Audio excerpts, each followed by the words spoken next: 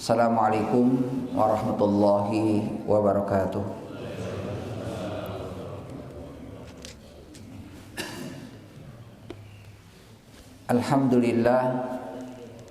Alhamdulillahilladzi arsala rasulahu bil huda wa dinil haq liyudhhirahu 'ala dini kullihi wa kafa billahi syahida. Wa ashhadu an la ilaha illallah wahdahu la syarikalah wa ashhadu anna Muhammadan abduhu wa rasuluhu alladzi la nabiyya ba'dah.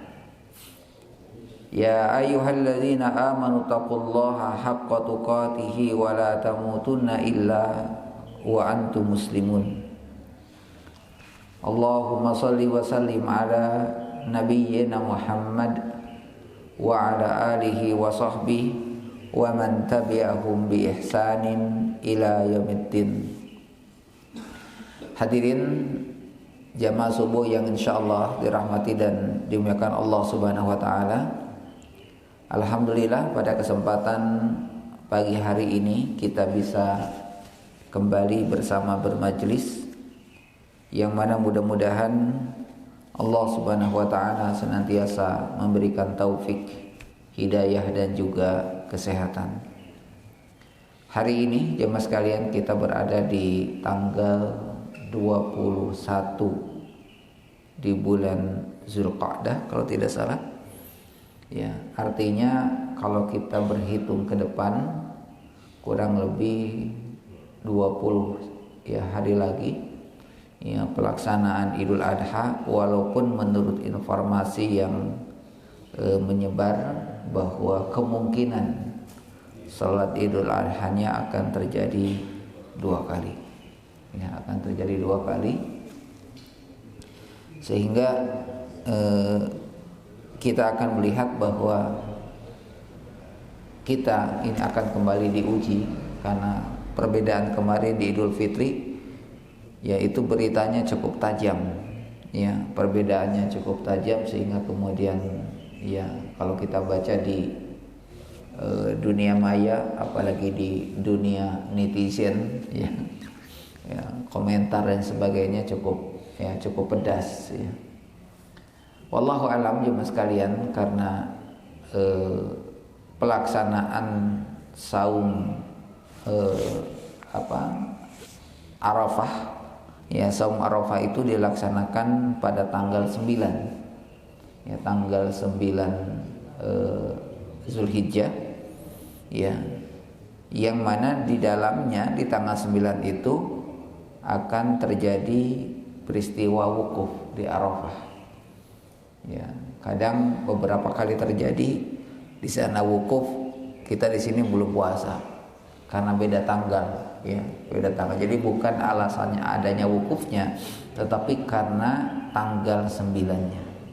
Karena tanggal 9 wukuf di sana adalah tanggal 9, sementara di sini tanggal 9-nya besok harinya.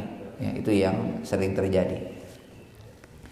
Terlepas daripada perbedaan, dan mungkin juga ada di antara kita yang mengikuti perkembangan atau mengikuti waktu pelaksanaan puasa Arafah, mengikuti Saudi sebagaimana wukufnya jamaah haji, tapi kemudian lebarannya lusanya. Lebarannya bisa jadi lusanya. Nah, itu sering terjadi di kita ya sekalian. Nah, hadirin jemaah Allah Subhanahu wa taala, baik, kita akan melanjutkan pembahasan tentang sirah nabawiyah, di mana kemarin kita sudah menyampaikan berkaitan dengan awal permulaan turun wahyu kepada Rasulullah sallallahu alaihi wasallam. Artinya jemaah sekalian, bahwa saat turun wahyu kepada Rasulullah itu tidak tiba-tiba, tetapi Rasulullah berulang kali datang ke Gua Hira karena merasa khawatir melihat kondisi umat yang sudah semakin jauh, terlebih mereka sedang sibuk-sibuknya mencari berita ataupun sedang sibuk-sibuknya menyiapkan diri untuk menunggu datangnya Nabi terakhir. Baik yang dilakukan oleh orang-orang Yahudi, orang-orang Nasara, ya, sekaligus adalah para kuhan, para dukun, para normal, laki-laki dan perempuan, juga mereka sedang menunggu ya kehadiran Nabi terakhir. Ya, di sisi lain Rasulullah Shallallahu Alaihi Wasallam sendiri tidak merasakan ya bahwa beliau akan diutus sebagai nabi, walaupun informasi awal ya sebagaimana yang disampaikan ketika ke Syam bertemu dengan pendeta Buhaira bahwasanya dia adalah calon seorang nabi, dan itu pun tidak disampaikan langsung kepada Rasulullah. Itu hanya disampaikan kepada kakeknya atau kepada pamannya. Ya, segera bawa pulang karena dia adalah calon seorang nabi. Jangan sampai ada yang tahu. Rasulullah Shallallahu Alaihi Wasallam sendiri pun ya beliau tidak tahu, padahal saat itu usianya 8 bahkan sampai ada yang menyebutkan sekitar ya 12 tahun. Nah, jamaah sekalian yang Allah Subhanahu wa taala, ya salah satu faidah dari turunnya wahyu ya di mana salah satu di antara sifat ya yang dimiliki oleh Nabi Shallallahu Alaihi Wasallam, sekaligus sifat ini yang menjadi bantahan terhadap orang-orang musyrikin Quraisy atau terhadap orang-orang yang memusuhi Islam, berkaitan dengan bahwa Al-Quran itu ditulis oleh tangan Nabi Shallallahu Alaihi Wasallam. Bantahannya berupa apa? Bahwa Nabi Shallallahu Alaihi Wasallam beliau tidak bisa membaca dan tidak bisa menulis. Dan ini salah satu faidah ya kenapa Allah Subhanahu wa taala ya tidak menjadikan Rasulullah bisa ataupun mampu menulis dan membaca agar tidak terjadinya fitnah. Bahkan tidak bisa pun itu sumber-sumber fitnah yang menfitnah kepada Rasulullah Shallallahu Alaihi Wasallam senantiasa ya ada, bahkan sampai hari ini. Mereka mengatakan Al-Quran kitabullah adalah buatan ya Muhammad. Jamaah sekalian yang Allah Subhanahu wa taala, ya kita akan sampaikan pada kesempatan pagi hari ini berkaitan dengan apa yang terjadi kepada Rasulullah ketika selesai menerima wahyu. Ya. Karena nanti ada urutannya, baik wahyu pertama dengan wahyu kedua, karena ada masa fatrah, ada masa jeda antara wahyu pertama dengan wahyu yang kedua, ya, di mana Rasulullah memiliki sifat khawatir yang sangat-sangat berlebihan, yang rasa takut yang berlebihan. Jamaah sekalian yang Allah Subhanahu wa taala, sebagaimana disebutkan oleh ya penulisnya di dalam kitab Ar-Rahiq Al-Makhtum yang ditulis oleh Safi Rahman Al-Mubarakfuri, ya, beliau mengatakan bahwa ketika Rasulullah Sallallahu Alaihi Wasallam selesai mendapatkan wahyu dari Allah Subhanahu Wa Taala yang disampaikan oleh Jibril alaihi salam, ya, di mana Rasulullah faraja'a biha Rasulullah Sallallahu Alaihi Wasallam yarjifu fu'adah, ya, beliau merasa khawatir, merasa takut terhadap dirinya.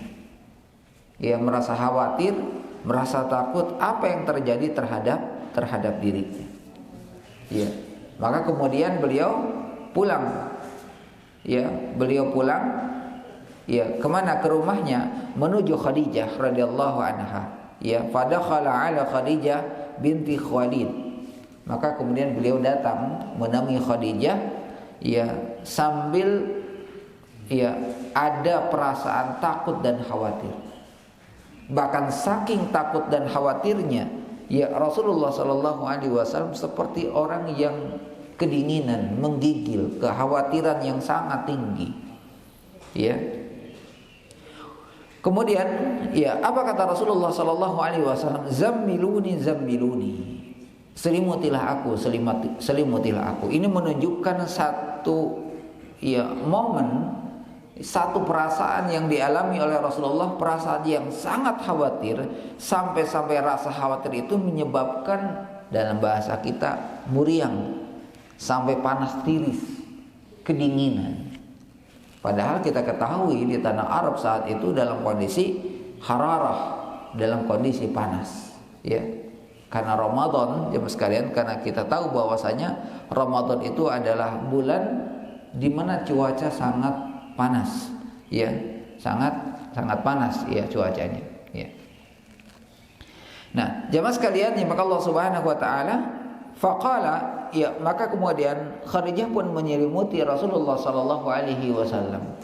Faqala, maka kemudian Khadijah mengatakan, mali wa akhbarahal khabar laqad khashitu ala nafsi.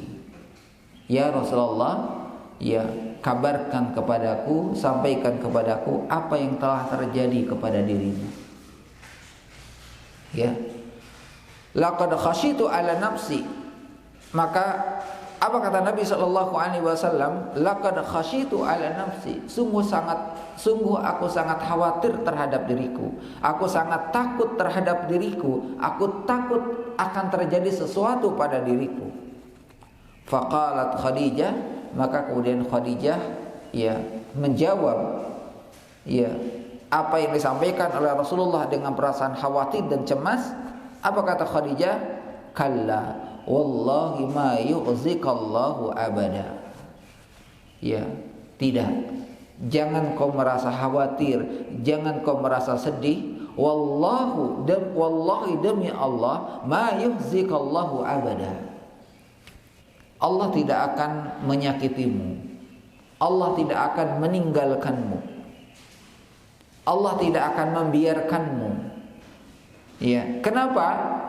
Kata Khadijah, innaka latasilur rahim wa tahmilul kalla wa taksibul ma'dum wa taqri'ud dhaif.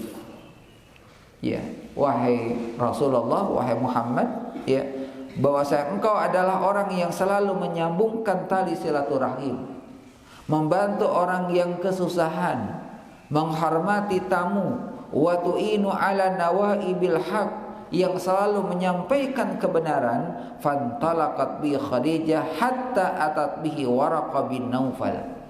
Jadi ketika Rasulullah merasa khawatir dan takut, maka kemudian Khadijah menyebutkan tentang kebaikan-kebaikan Rasulullah sallallahu alaihi wasallam. Allah tidak akan membiarkanmu, orang-orang tidak akan mencacimu. Kenapa? Karena engkau adalah orang yang sangat baik, menyambungkan tali silaturahim, membantu orang yang susah, iya, bahkan sangat menghormati tamu. Dan jemaah sekalian, memang salah satu sifat orang Saudi sampai hari ini adalah takrimud daif.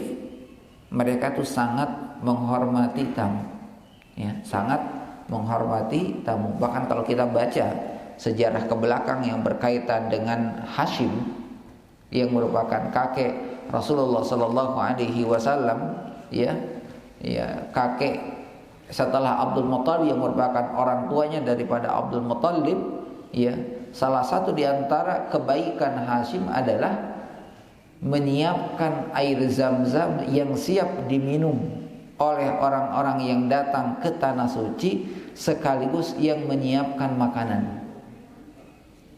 Jadi jemaah sekalian, salah satu di antara kebaikan Hashim adalah, ya, bahkan kalau kita baca sebelumnya Abdul Manaf, ya, Abdul Manaf itu, ya, salah satu di antara kebaikannya adalah, ya, membuat mudah orang mengambil air Zam-Zam. Sementara Hashim bukan hanya sekedar membuat mudah orang mengambil air Zam-Zam, tapi beliau menyediakan dan memberikan langsung kepada siapapun yang datang saat itu, ya. Nah, jamaah sekalian, ya, maka Allah Subhanahu wa taala, maka Khadijah pun menghibur Rasulullah sallallahu alaihi wasallam dengan sifat khawatir yang dimiliki oleh Rasulullah sallallahu alaihi wasallam. Ya.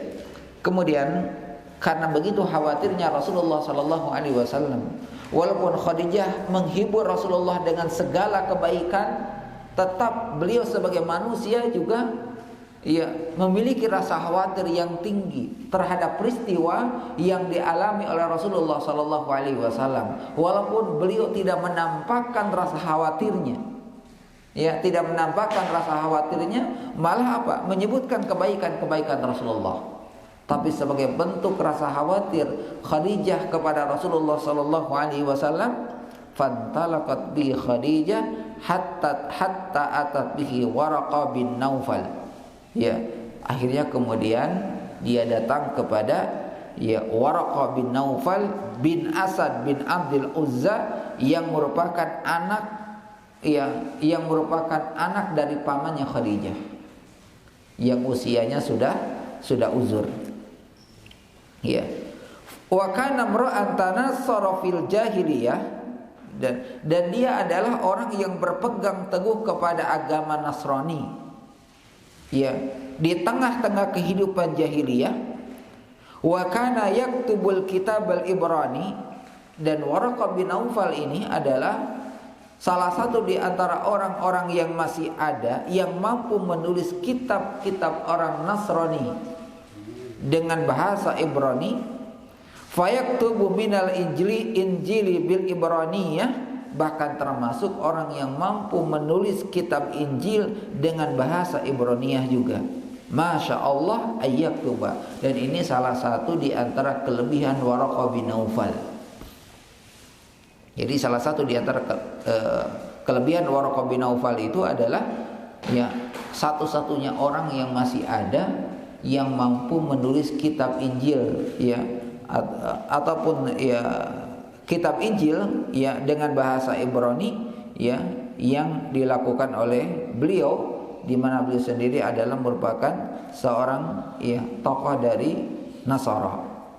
Wa kana syaikhan kabiran qad ama, yang saat itu usia Waraqah bin Naufal, kata Khadijah radhiyallahu anha, adalah seorang yang sudah sangat uzur, syaikhan kabira, orang yang sangat tua, qad ama, dan beliau termasuk orang yang buta, sudah uzur, syaikhan kabiran. Jadi kalau kita katakan syekh, kalau kita dengar kata kalimat syekh, syekh itu bisa bermakna tuan, atau kalau perempuan itu apa? Syekhah. Bahasa Inggrisnya apa ya? Madam gitu kan. Ya, betul teman sekalian ya. Syaikhan kabiran, maksudnya adalah orang yang sudah sepuh, orang yang sudah tua. Bahasa kita mah geus aki-aki. Syaikhan kabiran. Qad ama, dan dia dalam keadaan buta. Faqalat Khadijah, maka kemudian Khadijah mengatakan, ya ibna ammi isma ibni akhi, wahai anak dari paman saudaraku, isma min ibni akhi, dengarkan apa yang akan disampaikan dari anak saudaramu, maksudnya dari Rasulullah sallallahu alaihi wasallam. Faqala lahu Waraqah, maka kemudian Waraqah mengatakan, faqala lahu Waraqah, maka kemudian Waraqah mengatakan kepada Rasulullah sallallahu alaihi wasallam, ya ibna akhi madza tara, wahai anak saudaraku, apa yang terjadi, apa yang engkau lihat sehingga engkau merasakan seperti itu. Fa akhbarahu Rasulullah sallallahu alaihi wasallam khabarun ma ra'a, maka kemudian Rasulullah menceritakan apa yang terjadi terhadap dirinya. Faqala lahu Waraqah, maka Waraqah mengatakan, hadzan namus, itulah namus alladzi nazzalahu Allahu ala Musa, itulah namus yang dimaksud adalah Jibril, malaikat, An-namus alladzi nazzalallahu ala Musa, yang dulu pernah datang kepada Musa. Ya laitani fiha jaza'an, wahai Muhammad, seandainya aku masih kuat, laitani akunu hayyan, dan jika aku masih hidup, in yukhzika qaumaka, bahwasanya ketika laitani akuna in yukhzika qaumuka, jika aku masih kuat, jika aku masih mampu saat engkau nanti diusir oleh kaummu. Kata Waraqah bin Naufal ketika Rasulullah menceritakan apa yang terjadi, dan kemudian Waraqah mengatakan, itulah namus, itulah malaikat yang dulu pernah datang kepada Musa alaihi salam. Dan kemudian Waraqah mengatakan, wahai Muhammad, jika aku masih hidup, jika aku masih hidup dan aku bisa menyaksikan ya saat engkau diusir oleh kaummu. Faqala Rasulullah sallallahu alaihi wasallam, maka Rasulullah mengatakan dengan rasa kaget, mukhrijuhu, apa yang menyebabkan mereka mengusirku? Ya, kata Rasulullah sallallahu alaihi wasallam, ya, apakah mereka akan mengusir aku? Qala, maka kemudian Warqah mengatakan, na'am, ya, lam ya'ti rajulun qattun bimisli ma jita illa udiya. Tidak ada satu orang pun yang membawa apa yang kamu dapatkan sebagaimana didapatkan oleh Musa, kecuali dia akan disakiti. Wa in yudrikun yaumaka, dan jika saat itu aku masih ada, ansuruka nasran mu'ziran, maka aku adalah orang yang pertama kali akan membelamu. Tsumma lam yanshib Waraqah an tufiya fatratal wahyu. Tapi sayang, saat jeda wahyu pertama dan kedua, Waraqah bin Naufal wafat. Ya, Waraqah bin Naufal meninggal. Ya. Jadi jemaah sekalian, jemaah Allah Subhanahu wa taala, ini ya kata Waraqah bahwa ya kelak engkau akan diusir oleh kaum, ya, dan kemudian Rasulullah bertanya, "Kenapa mereka mengusirku?" Maka Waraqah mengatakan, siapapun orang yang membawa ajaran sebagaimana didapatkan oleh Musa dahulu, maka pasti dia akan disakiti. Dan ini jemaah sekalian, peristiwa itu sampai hari ini. Siapapun yang membawa kebenaran, maka pasti dia akan disakiti. Jadi kalau kita hari ini kita merasa dihalang-halangi, disakiti dengan kebaikannya, ya, dilecehkan akan kebaikan-kebaikan, sejarah ini telah membuktikan kepada kita. Maka ini salah satu obatnya. Ya, kalau kita hari ini merasa dihalang-halangi dengan segala kebaikan yang kita lakukan, bahkan kebaikan kita dianggap oleh sebagian orang ingin cari muka dan sebagainya, inilah yang pernah dialami oleh Rasulullah, dan Rasulullah lebih hebat lagi ujiannya dibandingkan kita. Ya, dan makanya kata Nabi kita sallallahu alaihi wasallam, membaca kisah Nabi itu akan menjadi ya obat ya bagi kita. Nah, jamaah sekalian, jamaah Allah Subhanahu wa taala, Al-Imam At-Tabari, ya. Jadi ketika ya Rasulullah pulang dari Gua Hira menuju rumah Khadijah, ya, dan ada perasaan khawatir dan takut, dan itu bukan hanya perasaan khawatir dan takut saja jamaah sekalian. Imam At-Tabari, ya, Imam At-Tabari ini jamaah sekalian salah satu di antara imam ahli tafsir yang merupakan gurunya ulama-ulama tafsir, ya. Imam At-Tabari dalam kitabnya Warwiyat At-Tabari wa Ibnu Hisham, dan juga Ibnu Hisham di dalam buku tentang sirah nabawiyah, ya, beliau mengatakan ma yufidu annahu kharaja min ghari hira'in ba'dal wahyi. Ya, kata Imam At-Tabari, ya, di mana beliau mengatakan ya ingin menjelaskan ya bahwa beliau pergi meninggalkan Gua Hira setelah mendapatkan wahyu, lalu menemui istri beliau ya di Mekah, ya. Adapun riwayat jemaah sekalian yang menyebutkan secara sekilas sebab keluarnya Rasulullah Shallallahu Alaihi Wasallam itu diriwayatkan dalam riwayat yang lain. Jadi jemaah sekalian, selain peristiwa tadi ada perasaan khawatir Rasulullah pulang ya ke rumah Khadijah, ada hadis lain yang menceritakan yang lebih detail berkaitan dengan apa yang dialami oleh Rasulullah saat ya dalam perjalanan pulang menuju rumah ya Khadijah radhiyallahu anha. Ya, kemudian dikatakan qala Rasulullah sallallahu alaihi wasallam ya ba'da dzakara maji'il wahyi. Maka kemudian beliau menceritakan ya tentang apa yang terjadi setelah aku mendapatkan wahyu. Kata Rasulullah sallallahu alaihi wasallam, "Walam yakun min khalqillahi abghadu alayya min syairin aw majnun." Kata Rasulullah, tidak ada makhluk Allah yang paling kubenci, kata Rasulullah, selain dari penyair dan orang yang majnun. Syair dan majnun, tidak ada orang yang paling kubenci di muka bumi ini, kata Rasulullah, kecuali syair, penyair. Nanti kita akan sebutkan alasannya. Kemudian yang kedua adalah majnun, orang gila. Ya. Ya. Dan orang gila jemaah sekalian. Kemudian beliau mengatakan bahwasanya kuntu la utiku an andura ilaihima, sampai-sampai aku tidak kuat tidak mampu memandang kedua orang tersebut. Kemudian beliau mengatakan, yang paling ingin aku jauhi adalah penyair dan orang yang majnun, orang yang tidak waras. Sebab kenapa? Karena orang-orang Quraisy selalu berbicara kepada Rasulullah dengan syair. Jadi mas kalian, bagaimana orang-orang Quraisy menyakiti Rasulullah itu dengan bahasa syair. Apa ya bahasa kita itu? Dengan bahasa santun tapi menyakitkan. Apa bahasa kita? Ya, nyindir dengan bahasa sindiran, dengan bahasa syair. Kenapa? Karena kemampuan orang Arab itu, salah satu kemampuannya adalah mereka mampu berbicara dengan bahasa syair. Ya, seolah-olah berbicara yang lain, tapi yang dimaksud adalah Rasulullah Shallallahu Alaihi Wasallam. Ya, saking mereka bicara seperti itu, kata Rasulullah, mereka tuh seperti orang gila. Ya, seperti orang gila, kata Rasulullah Sallallahu Alaihi Wasallam. Ya, sekarang banyaklah orang yang tidak senang dengan kebaikan itu, sindir sampir itu biasa. Dan itu juga yang dialami oleh Rasulullah Sallallahu Alaihi Wasallam. Ya. Kemudian apa kata Nabi Sallallahu Alaihi Wasallam? Beliau mengatakan,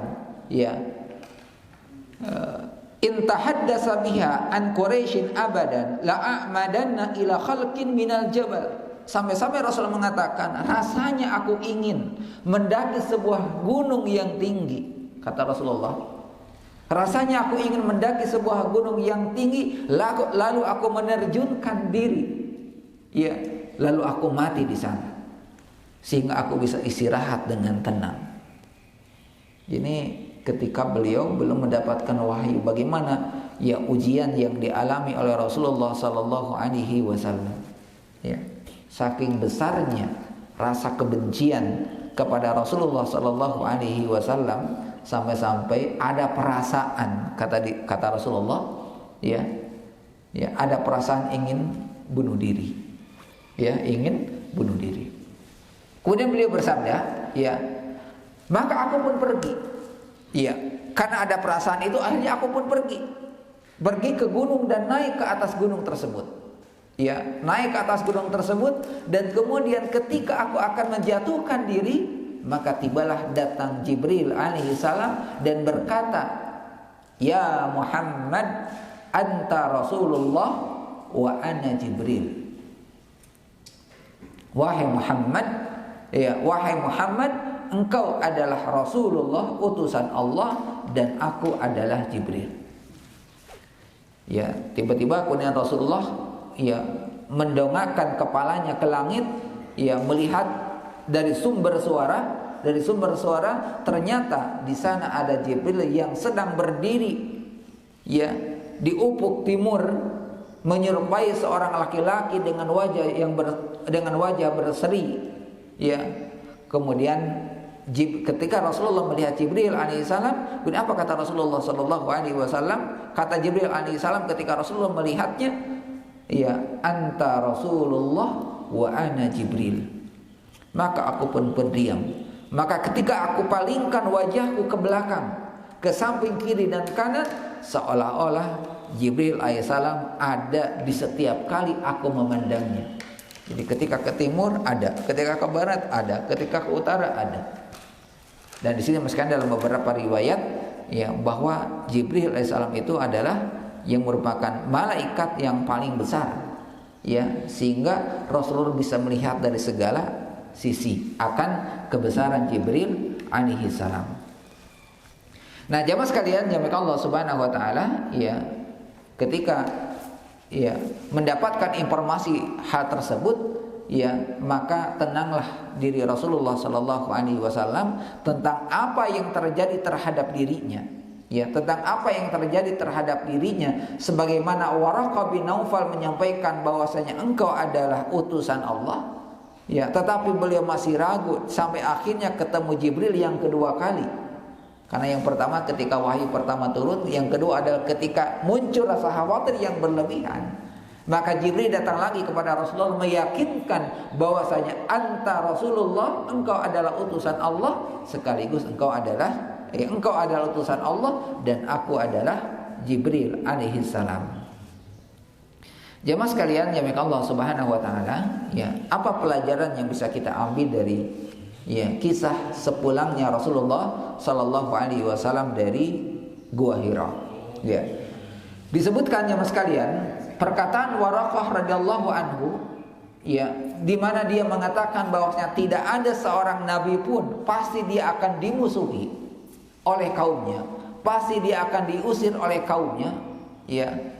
Dan bahkan dalam riwayat yang lain Waraqah mengatakan tidak ada orang yang membawa ajaran seperti apa yang dibawa oleh Musa, maka pasti dia akan mengalami pengusiran. Kenapa kemudian ya Waraqah bin Naufal memberikan contohnya kepada Musa alaihi salam? Karena Musa hampir senasib dengan Rasulullah sallallahu alaihi wasallam. Nasibnya adalah membawa kebenaran, dan orang-orang yang mendengar kebenaran yang dibawa oleh Musa alaihi salam, bahkan termasuk orang tuanya sendiri, ayah angkatnya, mengusir bahkan mengancam pembunuhan kepada Musa alaihi salam. Jamaah sekalian yang Allah Subhanahu wa taala, maka berdasarkan penjelasan di atas, suatu masalah penting bagi siapapun yang membawa kebenaran, siapapun yang berada di atas yang hak, pasti akan menghadapi tantangan, pasti akan menghadapi musuh, apalagi ketika melakukan dakwah. Ya, kalau saya dengar sekarang berita dai Papua, siapa? Fadlan, ya, Ustadz Fadlan Garamatan sekalian. Beliau aslinya adalah Fak-Fak, ya, Papua Barat. Bagaimana ketika beliau mendakwahi dengan bahasa mereka, beliau mendakwahi dengan artinya beliau berdakwah di kampungnya sendiri. Ya, apa yang terjadi jemaah sekalian? Ya, tantangannya sangat besar. Kenapa? Karena lingkungan jauh dari kebaikan. Apalagi ya di sisi lain bahwa di sana ya secara ilmu pengetahuan itu sangat terbatas. Ya, sangat terbatas. Beda dengan orang-orang jahiliyah. Orang jahiliyah itu justru orang-orang pintar, orang-orang cerdas. Jadi Rasulullah berdakwah di tengah kaumnya yang cerdas, di tengah kaumnya yang pintar. Makanya tidak heran ketika ya paman Nabi sallallahu alaihi wasallam, ya Abu Thalib, Abu Thalib, dia mengatakan bahwasanya tidak ada ajaran yang benar di muka bumi ini kecuali apa yang dibawa oleh Muhammad. Ya, seandainya aku beriman, pasti aku akan umumkan di hadapan orang. Tapi karena aku khawatir orang-orang meninggalkanku, maka aku tidak akan menyatakan syahadat di depan keponakanku. Jadi gengsi sebenarnya ya Abu Thalib itu. Bukan tidak tahu, kata Abu Thalib, aku tahu agama yang dibawa oleh Muhammad, ya. Kemudian jemaah sekalian yang Allah Subhanahu wa taala, ya, coba kita perhatikan lagi perkataan Waraqah bin Naufal yang mengatakan tidak ada seorang pun. Artinya apa? Tidak ada seorang yang membawa kebenaran, ya, pasti akan menghadapi musuh pada perjalanannya. Sementara musuh kebenaran itu akan senantiasa ada di sekitarnya. Bahkan bisa jadi musuh ya kebenaran itu adalah teman dekatnya, keluarga di rumahnya, bisa jadi istrinya, bisa jadi suaminya, bisa jadi anaknya. Ya, bahkan sekarang kalau lihat kasus apa yang terjadi yang menyebabkan orang tuanya celaka itu karena anak-anak. Ya, ada beberapa kasus yang terjadi, kasus-kasus besar ya. Kasus-kasus besar ini sekarang itu terjadi karena apa? Karena anak-anaknya, ya, karena ya anak-anaknya, baik narkoba dan sebagainya, itu karena kasus anaknya. Sebagaimana Allah katakan, jemaah sekalian, ya, salah satu di antara karakter orang-orang yang menyampaikan kebenaran, mengajak pada kebaikan dengan diberikan segala kemudahan pun, jemaah sekalian, apa kata Allah? Wa kadzalika ja'alna likulli nabiyyin aduwwa minal mujrimin. Dan ini kata Allah Subhanahu wa taala, dan seperti itulah kata Allah, ja'alna likulli nabiyyin, ya, kami adakan bagi setiap nabi, kami adakan pada setiap nabi aduwan, musuh, minal mujrimin, dari orang-orang yang berdosa. Jadi kata Allah Subhanahu wa taala, pasti ada orang yang membawa kebaikan itu musuh ataupun lawan yang tidak senang dengan kebaikan. Bukan hanya tidak senang dengan ajarannya, bahkan tidak senang dengan orang yang membawa kebenarannya. Ya, dan kepada Rasulullah Sallallahu Alaihi Wasallam yang sekalian, kebencian musyrikin Quraisy itu bukan hanya benci kepada ajarannya saja, tapi benci kepada Rasulullah Sallallahu Alaihi Wasallam sendiri secara fisiknya. Ya. Kemudian jemaah sekalian, apa kata Allah? Wa kafa bi rabbika hadiyan wa nasira. Cukuplah Tuhanmu, Rabbmu yang menjadi pemberi petunjuk dan penolong. Dalam ayat yang lain Allah mengatakan, wa kadzalika ja'alna likulli nabiyyin aduwwa syayatinal insi wal jin. Bahkan lebih jelas lagi dalam surat Al-An'am jemaah sekalian, ayat 112, di mana Allah Subhanahu wa taala berfirman, ya, wa kadzalika ja'alna likulli nabiyyin aduwwa. Ya, sungguh ya demikian itu kami jadikan pada setiap nabi itu adalah musuh syayatin minal insi wal jin. Musuh-musuh ya, musuh-musuh kebaikan dari golongan manusia dan golongan jin, yuhi ba'duhum ila ba'din. Mereka akan saling menguatkan di antara mereka, akan menebarkan fitnah di antara mereka, zukhrufal qauli ghurura, baik dengan perkataan-perkataan ya atau ya dengan perbuatan-perbuatan mereka karena bencinya terhadap kebenaran. Bahkan jemaah sekalian, Syekhul Islam Ibnu Taimiyah mengatakan kepada orang-orang yang membawa ya kebaikan, membawa kebenaran, bahwa mesti orang yang membawa kebenaran itu, orang yang membawa kebaikan itu mesti ada pada dirinya dua hal: sabar dan penyayang. Sabar dan penyayang. Kenapa? Karena ini pasti akan berhadapan dengan orang-orang yang tidak senang terhadap dirinya. Dan Rasulullah ya ketika mendapat gangguan itu, beliau sabar. Yang kedua, beliau selalu sayang kepada orang yang mengganggunya, tidak dijadikan sebagai lawan. Ya, beda dengan kita jemaah sekalian. Mungkin kita sabar, tapi awas di belakang gitu kan, di belakang. Tapi bagaimana Rasulullah selalu sayang terhadap orang-orang yang memusuhinya, kasihan.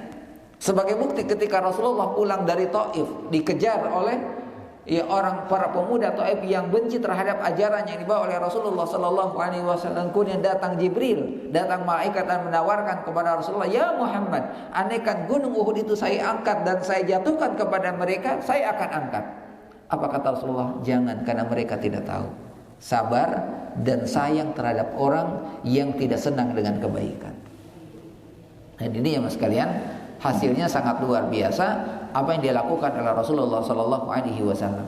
Makanya di dalam surat Al-Furqan ayat 63 Allah mengatakan salah satu di antara sifat ataupun ciri ibadur rahman, dan ini merupakan salah satu sifat Rasulullah Sallallahu Alaihi Wasallam adalah wa idza khatabahumul jahilun, jika ada orang-orang jahil, jika ada orang-orang benci dengan kebaikan, dengan kebenaran, qalu salama, mereka selalu membalas dengan kebaikan. Ya, kenapa? Karena kalau keburukan dibalas dengan keburukan itu bukan ya menyelesaikan, malah semakin besar. Bahkan kita diam saja dengan keburukan yang mereka lakukan, itu mereka semakin menjadi-jadi. Diam saja ya, tidak membalas ya dengan keburukan-keburukan yang mereka lakukan, mereka semakin menjadi-jadi ya. Bahkan jemaah sekalian, Syekh Abdurrahman bin Qasim rahimahullah mengatakan, siapa saja yang berkomitmen dengan Islam, siapa saja yang berkomitmen dengan Islam, berada dalam ajaran yang benar dan mengajak mereka pada kebaikan, maka dia telah menanggung beban amanah yang tinggi dan pasti dia akan mengalami sebagaimana yang dialami oleh Rasulullah. Jadi kalau kita mengajak pada kebaikan, sesungguhnya kita akan membawa beban yang sangat berat, sekaligus kita akan mengalami. Walaupun mungkin secara fisik ya dia orang-orang tidak sampai melakukan secara fisik, tapi menghalang-halangi kebaikan, menebar fitnah di tengah-tengah masyarakat, bahkan mungkin menceritakan hal yang tidak senang di belakang, itu pasti akan dialami. Ya, pasti akan dialami. Maka kemudian ya mas kalian, bahkan Syekh Muhammad Shalih Al-Utsaimin mengatakan ya, karena seorang yang membawa kebenaran ya dipastikan pasti akan mengalami rintangan. Jadi orang yang membawa kebenaran dipastikan akan mengalami rintangan, apakah itu berupa perkataan ataupun perbuatan. Jadi kalau kita berada pada kebaikan, ya tidak semua orang itu senang dengan kebaikan kita intinya. Ya, tantangannya berat. Bukan berarti bahwasanya orang yang berada dalam keburukan tidak ada tantangannya. Ya, bahkan orang jahat itu lebih takut kepada orang baik. Ya, orang itu lebih takut kepada survei yang sedikit gitu kan. Ya, kepada hasil survei yang sedikit dibandingkan hasil survei yang tinggi. Kenapa dia takut? Ya. Nah, jadi jemaah sekalian yang Allah Subhanahu wa taala, hakikatnya bukan kita yang takut, bukan orang-orang yang berada dalam kebenaran yang takut, justru yang khawatir dan takut itu adalah mereka. Makanya mereka menggencarkan. Kita tidak pernah takut dengan mereka, justru kita selalu menyampaikan kebaikan-kebaikan. Justru mereka adalah orang yang sangat khawatir. Dan inilah yang dialami oleh Rasulullah Sallallahu Alaihi Wasallam. Makanya salah satu sifat Rasulullah berhadapan dengan lawan itu, sifat Rasulullah itu adalah sabar dan sayang. Ini Masya Allah sifat yang luar biasa ya, yang dimiliki oleh ya seorang Rasul utusan Allah Subhanahu Wa Taala. Ya, kalau kita kan cukup dengan sabar dengan apa yang terjadi. Ya, tapi rasa sayang yang dimiliki oleh Rasulullah kepada mereka. Kenapa? Karena ketidaktahuan mereka. Makanya beliau selalu berharap mereka itu dapat hidayah. Selalu berharap mereka itu mendapatkan petunjuk dari Allah Subhanahu wa taala. Sepertinya dengan kondisi seperti ini, sifat ini harus ada pada diri kita ini. Sabar dan sayang kepada mereka. Sayang mereka itu sampai seperti itu. Kasihan di dunia nanti bagaimana, di akhirat nanti bagaimana, ya. Kenapa mereka melakukan itu? Kenapa mereka melakukan itu? Karena mereka rasa khawatir jika Rasulullah berada pada kemenangan, ya, mereka akan mengalami sesuatu yang menakutkan. Ya, dan apa yang terjadi jemaah sekalian ketika pembebasan kota Mekah? Ya, ketika Rasulullah membawa pasukan, membawa pasukan sekitar 100.000 orang datang ke Mekah untuk membebasi kota Mekah. Bahkan Rasulullah datang memakai baju besi sebagai bentuk tawakal beliau kepada Allah Subhanahu wa taala, dan orang-orang Quraisy takut. Apa yang ditakutkan oleh mereka? Mereka akan masuk penjara. Mereka akan dibalas sebagaimana yang dialami dulu kepada Rasulullah dan para sahabatnya. Apa yang terjadi jemaah sekalian? Ketika kemenangan itu, apa yang terjadi? Tidak ada satu darah pun yang keluar di kota Mekah. Nah, ini jemaah sekalian, dan ya kalau kita lihat peristiwa sekarang, ada orang yang begitu tidak senang dengan kebaikan, ya, ketika banyak kebaikan yang dilakukan, tidak sedikit di antara mereka masih tidak senang dengan kebaikan-kebaikannya. Ya, apalagi dan ini sebenarnya peristiwa ini hampir 1-2 dengan sekarang itu kan, ya, dengan kejadian sekarang. Tinggal sikap kita jemaah sekalian, ya, kita harus tetap mengikuti wahyu, mengikuti Al-Quran dan Sunnah Rasulullah. Makanya sejarah ini jemaah sekalian, kisah atau sejarah perjuangan Rasulullah itu menjadi batu loncatan kita untuk bersama dengan Rasulullah Sallallahu Alaihi Wasallam. Ya, sakit, pedih, suka dukanya Rasulullah dalam berdakwah itu sangat luar biasa, tapi beliau tetap bersabar sampai akhirnya kemenangan itu diraih. Kemenangan Rasulullah itu bukan waktu yang 5 tahun, bukan 5 tahun perjuangannya, bukan 10 tahun perjuangannya, 23 tahun. Apalagi kalau kita melihat ke belakang, perjuangan para nabi sebelumnya sampai 900 tahun. Berjuang 900 tahun. Kita pun Indonesia merdeka itu berjuang berapa tahun? 300 tahun. Belum lagi sama Jepang. Ya, jadi kalau kita ke depan ini baru sedikit. Ujian pasti akan semakin besar ya mas sekalian. Tapi semuanya kita serahkan kepada Allah Subhanahu wa taala. Yang penting kita adalah berusaha untuk berada pada jalur yang benar. Wallahu a'lam ya mas sekalian. Silakan kalau ada yang mau disampaikan.